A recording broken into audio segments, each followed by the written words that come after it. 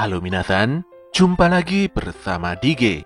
Pada kesempatan ini, Dige akan membahas anime Mushoku Tensei musim kedua bagian pertama. Tak bosan-bosan Dige menyarankan agar kalian bisa menonton anime ini secara langsung, karena dijamin kalian pasti puas dan tentu saja memiliki pengalaman nonton tersendiri. Tapi jika kalian gak ada waktu, maka mampir ke sini adalah pilihan yang paling tepat. Karena Dige dengan senang hati akan menceritakan semua kisahnya untuk kalian semua. Sebelum lanjut ke inti cerita, buat kalian yang baru saja menemukan channel ini, ada baiknya untuk subscribe dulu. Jangan lupa juga untuk menyalakan notifikasinya, agar kami semakin semangat untuk menghadirkan konten-konten terbaik buat kalian. Oke, langsung saja. Persiapkan diri kalian and enjoy.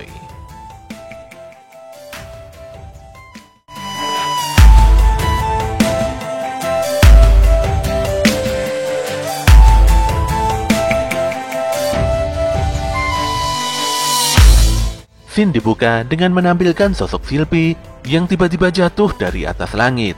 Dia kebingungan dan melepaskan sihir air hingga membuat rambut hijaunya berubah menjadi putih. Sementara itu seorang putri kerajaan yang bernama Ariel Anemoi tengah menikmati kue di taman kerajaan Asura. Dia ditemani oleh dua orang pengawalnya, yaitu Luke dan Derek. Di sini diketahui bahwa Ariel adalah salah satu kandidat yang akan menjadi penguasa di kerajaan Asura. Walau sebenarnya dia tidak begitu berambisi untuk menduduki jabatan tersebut. Tanpa diduga, tiba-tiba saja muncul monster babi besar yang sedang mengamuk. Serangan brutal si babi membuat Luke tersungkur parah. Derek pun pasang badan untuk melindungi Ariel. Dia yakin bahwa nantinya Putri Ariel akan menjadi penguasa Asura.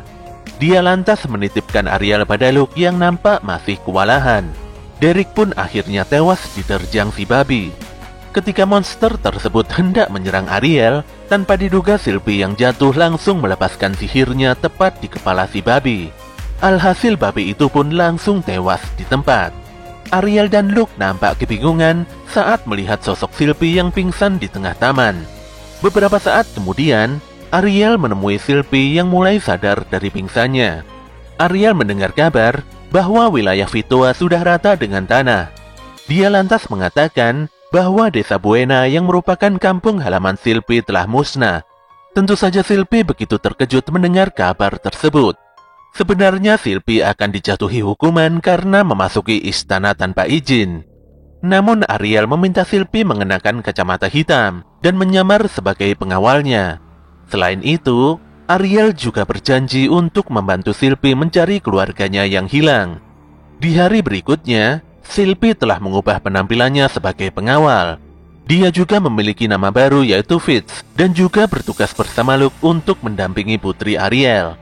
Ketiganya pun menghadiri jamuan makan siang di dalam istana. Ariel lantas bertemu dengan Grabel yang merupakan kakaknya. Namun Grabel selalu memberikan pertanyaan menyudutkan pada Ariel beserta Tuan Pilemon yang merupakan seorang bangsawan. Pun demikian, Ariel selalu berusaha tersenyum dan tidak terpancing perkataan Grabel. Kemunculan Fitz yang tiba-tiba membuat Grabel dan para bangsawan agak curiga. Untungnya Ariel langsung menyanyi dan membuat semua pandangan tertuju padanya hingga melupakan kehadiran Fitz. Pada esok siangnya, Pilemon telah mengumpulkan banyak komunitas untuk mendukung Ariel sebagai penguasa Asura selanjutnya dan mengalahkan Grabel. Lelaki tersebut meminta Ariel untuk optimis dan tidak memunculkan celah. Setelah kepergian Pilemon, Fitz menanyakan tentang kondisi teman dan keluarganya pada Ariel. Namun saat ini Ariel masih belum bisa membantu, karena semua warga Vitoa telah terhempas ke berbagai penjuru dunia. Ariel lantas meminta Fitz untuk menemaninya tidur malam nanti. Singkat cerita, malam itu Fitz mendatangi kamar Ariel. Ariel lantas mengungkapkan bahwa dia selalu bermimpi buruk tentang kejadian mengerikan di taman. Dia serasa tewas terbunuh oleh monster babi bersama Derek. Ariel memahami penderitaan Fitz dan dia ingin bergantung pada pengawal barunya tersebut supaya terhindar dari mimpi buruk. Mendengar pengakuan sang putri, Fitz pun akan berjuang menjadi pengawal terbaik bagi Ariel. Ketika Ariel terlelap, tanpa diduga Fitz yang masih terjaga menemukan seorang asasin yang hendak membunuh Ariel. Untungnya dia bisa menghindari tikaman si asasin dan menghempaskan pembunuh tersebut dengan sihir anginnya. Keduanya pun bertarung dengan begitu sengit, sampai akhirnya Fitz berhasil menghabisi si asasin hingga terlempar keluar kaca jendela. Fitz pun langsung pingsan setelah melepaskan mana dalam jumlah besar. Esok harinya Philemon mengungkapkan bahwa asasin semalam adalah pembunuh hebat yang dijuluki Gagak Mata Hitam. Banyak para bangsawan yang menjadi korban asasin tersebut. Dengan ini bisa dipastikan bahwa ada musuh Ariel di dalam istana kerajaan. Untuk menghindari pembunuhan di masa mendatang, Philemon pun menyarankan Ariel untuk keluar negeri dengan dalih belajar. Ariel pun terdiam, dan setelahnya dia menerima saran Philemon. Dia lantas membebas tugaskan Fitz sebagai pengawal dengan berbagai alasan. Dia juga meminta maaf karena tidak bisa lagi membantu Fitz untuk mencari teman serta keluarganya. Namun Fitz langsung menolaknya. Atas kehendaknya sendiri, Fitz akan mengawal dan membantu kesulitan Ariel sekuat tenaganya. Ariel pun terharu, dan dia memastikan bahwa dialah yang akan menjadi penguasa kerajaan Asura. Setelah beberapa saat, Fitz, Ariel, dan Luke memulai pengembaraannya keluar dari kerajaan Asura. Oke, sekarang kita berpindah ke Rudeus, yang saat ini sedang menuju negeri utara dengan menumpangi kereta. Seorang wanita bernama Susan lantas menyapa Rudeus, dikarenakan pemuda tersebut berulang kali menghela nafasnya. Susan peduli pada Rudeus, karena wilayah yang mereka tuju sangatlah berbahaya. Namun sikap cuek dan tidak sopan Rudeus justru membuat rekan Susan yang bernama Sarah jadi kesal dan tidak terima. Rudeus lantas mengungkapkan alasannya pergi ke utara, di mana dia harus menemukan ibunya yang menjadi korban bencana teleportasi. Jawaban Rudeus membuat Susan dan Sarah terdiam. Keduanya seakan memahami alasan kegundahan hati Rudeus selama ini. Susan menginformasikan bahwa negeri di utara mayoritas miskin. Namun ada 3 negeri sihir yang lebih makmur dibanding negeri lainnya. 3 negeri itu adalah Kerajaan Ranoa, Kesultanan Neris, dan Kesultanan Baseran. Negeri tersebut saling bekerja sama untuk memajukan ilmu sihir. Kereta pun akhirnya tiba di salah satu negeri makmur tersebut. Karena udara cukup dingin, Rudeus langsung pergi ke hotel dan menyewa sebuah kamar untuk sebulan. Di dalam kamar, Rudeus masih kepikiran Eris dengan terus menggenggam rambutnya. Namun dia kembali fokus dan mengingat tujuan utamanya mencari Zenith. Dia pun menuju guild petualang dan bermaksud membubarkan party sebelumnya. Semua orang nampak kasihan pada Rudeus, dan mereka mengira semua member party Rudeus telah tewas. Rudeus pun memilih sebuah misi sulit yang tidak mungkin bisa dilakukannya sendirian. Walau diwarnai sedikit perdebatan, untungnya Susan muncul dan menawarkan kerjasama untuk menyelesaikan misi tersebut bersama partinya. Rudeus pun menerima tawaran Susan, dan semuanya diminta berkumpul di gerbang utara besok.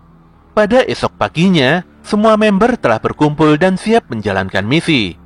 Di dalam perjalanan, Susan mengungkapkan bahwa dirinya adalah wakil ketua party Counter Hero. Yang jadi ketua party adalah Timothy. Selain itu ada Mimir, Patrice, dan tentu saja si Sarah.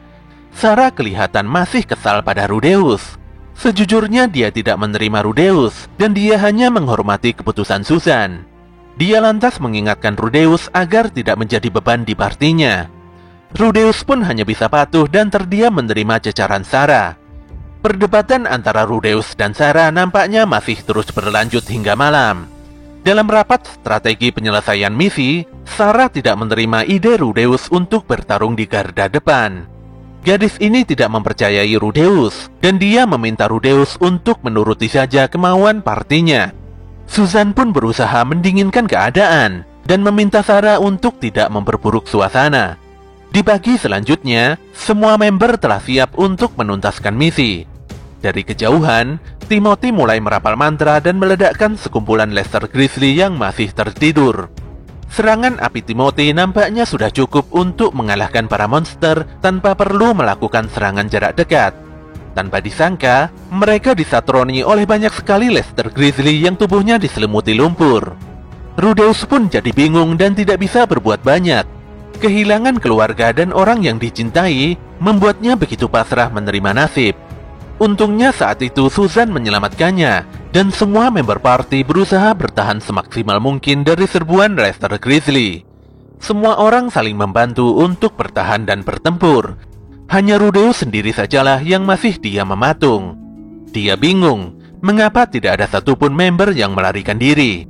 Memikirkan hal tersebut membuat hati Rudeus bergejolak dan nafasnya begitu berat.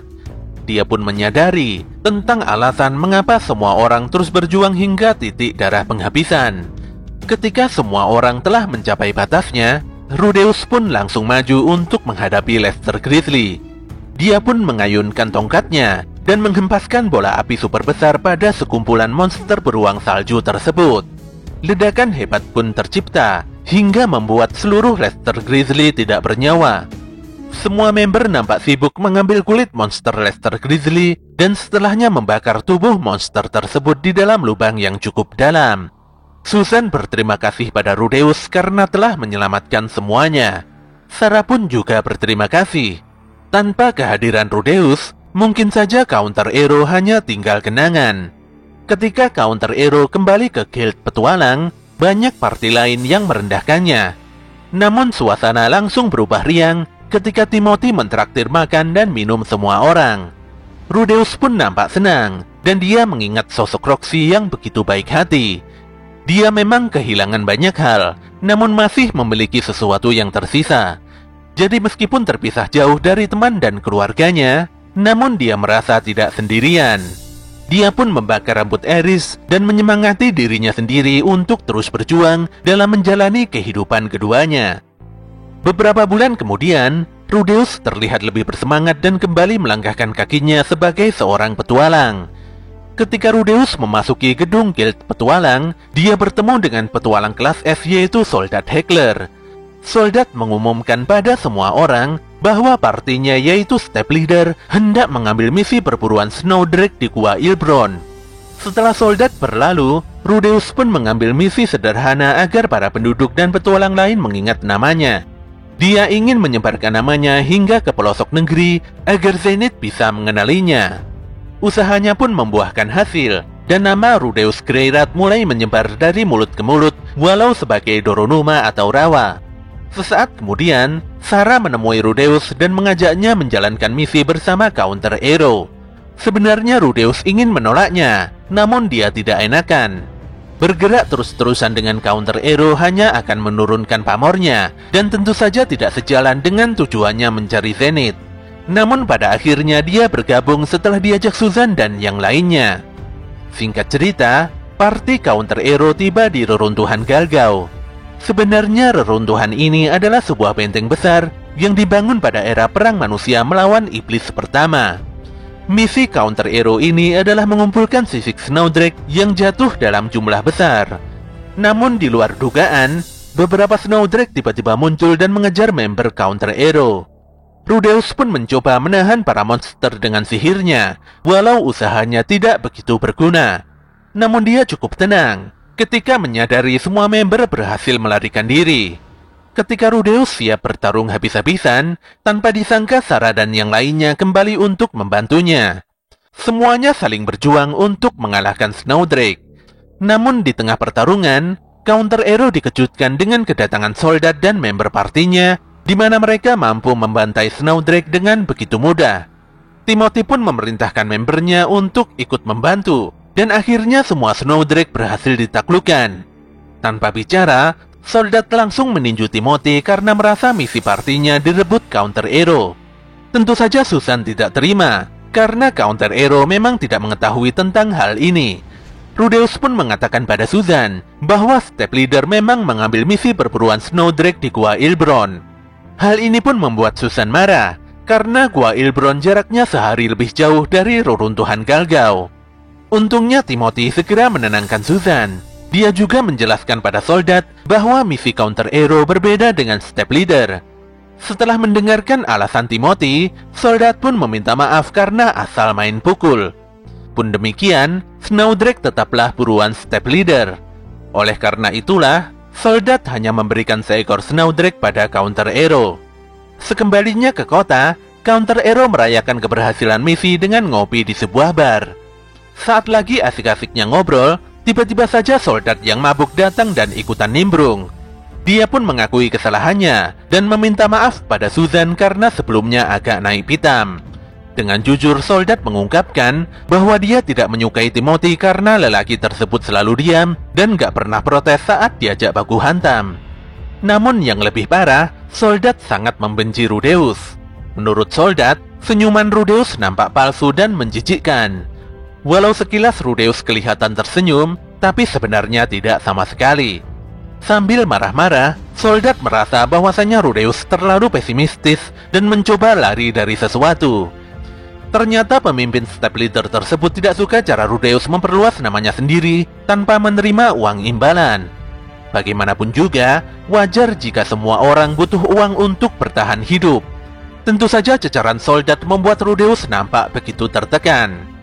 Pada keesokan harinya, Rudeus mendapatkan informasi bahwa Sarah dan Mimir telah tewas. Menurut Timothy, Mimir memang meninggal, namun Sarah hanya terpisah saja. Sebenarnya dia ingin mencari Sarah, namun Susan menghentikannya karena di luar masih turun badai. Timothy sangat terpukul karena meninggalkan Sarah. Susan pun menenangkan Timothy karena keputusan Timothy adalah pilihan terbaik demi kebaikan bersama. Setelah mengetahui lokasi Sarah, Rudeus pun pamitan dan menyiapkan segala perlengkapannya untuk mencari gadis tersebut. Di luar gerbang kota, Rudeus menghentikan badai yang membatasi jarak pandangnya dengan sekali hentakan tongkat. Sesampainya di hutan Trier, Rudeus membunuh kawanan Snow Buffalo dengan begitu cepat. Dia pun begitu terpukul setelah menemukan jasad Mimir di sarang Snow Buffalo. Tanpa diduga, Rudeus diserang monster pohon, dan dia menemukan Sarah di dalam tubuh monster tersebut. Walaupun terus diserang, untungnya Rudeus bisa menyelamatkan Sarah dan berhasil kabur melalui danau. Setelah beberapa saat, Rudeus dan Sarah nampak berlindung di dalam gua. Rudeus pun bersiap-siap kembali ke kota setelah selesai menyembuhkan Sarah. Sarah pun mengucapkan terima kasih karena Rudeus begitu peduli dan menyelamatkannya. Setibanya di gerbang kota, Rudeus dan Sarah berpapasan dengan Susan, Timothy, dan Patrice. Susan dan yang lainnya bermaksud mencari Sarah setelah badai reda. Namun siapa sangka Rudeus telah menyelamatkan Sarah duluan. Walau sempat marah karena Rudeus bertindak gegabah, namun pada akhirnya Susan berterima kasih pada pemuda tersebut. Timothy juga berterima kasih. Dia lantas menangis dan tidak tahu lagi bagaimana cara membayar hutang budi atas kebaikan Rudeus. Namun menurut Rudeus, justru Counter Hero yang menyelamatkannya dalam berbagai hal. Dia pun tersenyum dan meminta Timothy untuk tidak menganggap hal ini sebagai hutang budi. Setelah itu Rudeus kembali ke kamarnya. Perasaannya benar-benar lega. Dia pun bisa beristirahat dengan begitu nyenyak setelah sekian purnama.